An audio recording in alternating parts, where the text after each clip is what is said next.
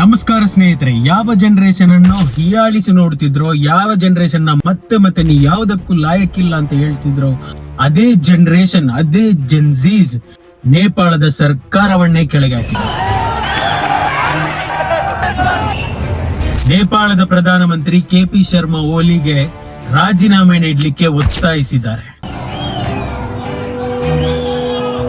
ಹೋರಾಟವು ಯಾವ ಹಂತಕ್ಕೆ ತೀವ್ರತೆಯಿಂದಿತ್ತು ಅಂದ್ರೆ, ಪ್ರಧಾನಮಂತ್ರಿಯ ಮನೆಗೆ ಬೆಂಕಿ ಇಡಲಾಗಿತ್ತು, ಅದೇ ರೀತಿ ಪಾರ್ಲಿಮೆಂಟ್ ಅನ್ನು ಕೂಡ ಸುಡಲಾಗಿತ್ತು, ಅದೇ ರೀತಿ ಇಡೀ ರಸ್ತೆ ಬದಿಯಲ್ಲಿಯೂ ಕೂಡ ಬೆಂಕಿಗಳಿಂದ ಆವೃತವಾಗಿತ್ತು, ಅದೇ ರೀತಿ ಫಿನಾನ್ಸ್ ಮಿನಿಸ್ಟರಿಗೆ ಕೂಡ ಹಿಗ್ಗಾಮುಗ್ಗ ಹೊಡೆತವನ್ನು ಹೊಡೆಯಲಾಗಿತ್ತು. ಇದೇ ಬೆಂಕಿ ಅನಾಹುತದಲ್ಲಿ ಮಾಜಿ ಪ್ರಧಾನಮಂತ್ರಿಯ ಮನೆಗೆ ಬೆಂಕಿ ಬಿದ್ದ ಕಾರಣದಿಂದ ಅವರ ಹೆಂಡತಿಯೂ ಕೂಡ ತೀರ್ಕೊಂಡ್ಬಿಟ್ರು. ಈ ರೀತಿ ಆಗ್ಬೇಕಾದ್ರೆ ನಮ್ಗೊಂದು ಅನುಮಾನ ಆಗುತ್ತೆ, ಯಾಕೆ ಈ ರೀತಿಯಾಗಿ ಇಷ್ಟೊಂದು ತೀವ್ರತೆಯಿಂದ ಹೊಂದಿದೆ ಈ ಹೋರಾಟ?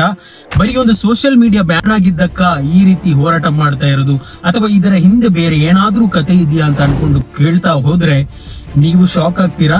ಈ ಘಟನೆ ಶುರುವಾಗೋದು 8ನೇ ಸೆಪ್ಟೆಂಬರ್ 2025 ನೇಪಾಳದ ರಾಜಧಾನಿ ಕಠ್ಮಂಡುವಿನಲ್ಲಿ ಸಾವಿರಾರು ಜನಸಂಖ್ಯೆ ಸೇರಿದ್ರು ಹೋರಾಟ ಮಾಡೋಕ್ಕೋಸ್ಕರ.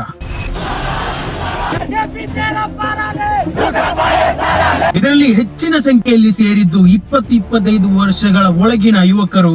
ಅವರನ್ನ ನಾವು ಜೆನ್ಜೀಸ್ ಅಂತ ಕರಿತೀವಿ. ಇದರಲ್ಲಿ ಕೆಲವರು ಸ್ಕೂಲ್ ಯೂನಿಫಾರ್ಮ್ ಅಲ್ಲಿ ಇದ್ರು, ಇನ್ನು ಕೆಲವರು ಕಾಲೇಜ್ ಯೂನಿಫಾರ್ಮ್ ಅಲ್ಲಿ ಇದ್ರು. ಈ ಹೋರಾಟವನ್ನ ಆಯೋಜಿಸಿರುವವರು ಹ್ಯಾಮಿ ಅನ್ನೋ NGOದವರು. ಈ ಹೋರಾಟವು ಮೈತಿ ಮಂಡಲ್ ಘರ್ ಅನ್ನೋ ಮಾನ್ಯುಮೆಂಟ್ ಕಡೆಯಿಂದ ನೇಪಾಳದ ಪಾರ್ಲಿಮೆಂಟ್ ಕಡೆಗೆ ಆಯೋಜಿಸಲಾಗಿತ್ತು. ಈ ಹೋರಾಟ ಒಂದು ನಾರ್ಮಲ್ ಆಗಿರೋ, ಪೀಸ್ಫುಲ್ ಆಗಿರೋ ಹೋರಾಟವಾಗಿತ್ತು. ಆದ್ರೆ ಪೊಲೀಸರು ಮಾಡಿದಂತಹ ತಪ್ಪಿನಿಂದ ಇದೊಂದು ಹೋರಾಟ ದೊಡ್ಡ ತೀವ್ರತೆಯಿಂದಾಗಿ ಹಿಂಸಾ ರೂಪಕ್ಕೆ ಮಾರ್ಪಾಡಾಗಿತ್ತು. ಇಲ್ಲಿ ಪೊಲೀಸರು ಬಳಸಿದ್ದು ರಬ್ಬರ್ ಬುಲೆಟ್ಸ್, ಟಿಯರ್ ಗ್ಯಾಸ್, ಕೊನೆಯದಾಗಿ ಅವರು ನಿಜವಾದ ಬುಲೆಟ್ ಅನ್ನು ಫೈರ್ ಮಾಡಿ ಅದಕ್ಕೆ ತುತ್ತಾದ ಪ್ರಾಣಕ್ಕೆ ಕಾರಣವಾಗಿ ಈ ಹೋರಾಟವು ದೊಡ್ಡ ತಿರುವನ್ನ ಪಡೆದು ಅಹಿಂಸಾದಿಂದ ಹಿಂಸಾ ತತ್ವವಾಗಿ ದಾರಿ ಮಾಡಿತ್ತು.